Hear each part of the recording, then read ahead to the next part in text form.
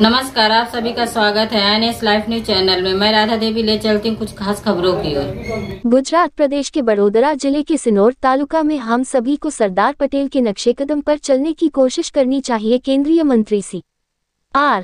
पाटिल शिनोर के बिटली गांव में सरदार एट 150 नेशनल पदयात्रा का शानदार स्वागत। पाटिल ने पदयात्रा में हिस्सा लिया। शिनोर तालुका के बिटली में सरदार एट 150 नेशनल पदयात्रा का शानदार स्वागत किया गया। केंद्रीय जल संसाधन मंत्री C.R.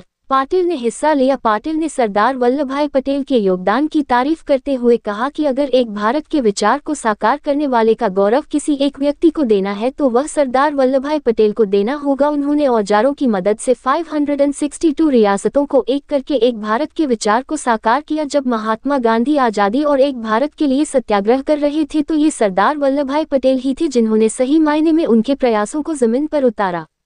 Iron man Sardar Vallabh भाई पटेल की इज्जत और टैलेंट को ध्यान में रखते हुए प्रधानमंत्री नरेंद्र मोदी ने दुनिया की सबसे बड़ी मूर्ति बनाने का काम शुरू किया है। इस लोहे की मूर्ति के लिए लोहा देश भर के अलग अलग किसानों ने मिलकर बनाया है, जिन्होंने अपनी खेती के औजारों का थोड़ा थोड़ा हिस्सा दिया है। ये दुनिया के लिए एक मिसाल है कि जिसने एक भारत बनाया उसे पूरे देश के सहयोग से श्रद्धांजलि दी गई है। इसके अलावा सरदार वल्लभ भाई पटेल की लीडरशिप का एक उदाहरण बारडोली का सत्याग्रह है। जब ये सत्याग्रह अपने पीक पर था तो महात्मा गांधी ने सरदार वल्लभ भाई पटेल को इसकी लीडरशिप के लिए भेजा था और लंबे समय तक आश्रम में रहने के बाद वहां की एक बहन ने उन्हें सरदार की उपाधि दी थी। इसी सफल लीडरशिप की वजह से वल्लभ भाई पटेल सरदार वल्लभ भाई पटेल बने। मार्च में शामिल हजारों लोगों को संबोधित करते हुए उन्होंने यह संकल्प लेने की अपील की कि हम सभी को सरदार पटेल के नक्शे कदम पर चलने की कोशिश करनी चाहिए और उनके दिखाए रास्ते पर आगे बढ़ना चाहिए। उन्होंने जोर देकर कहा कि हर युवा को ये तय करना चाहिए कि वे एकजुट भारत को तोड़ने की किसी भी कोशिश का मजबूती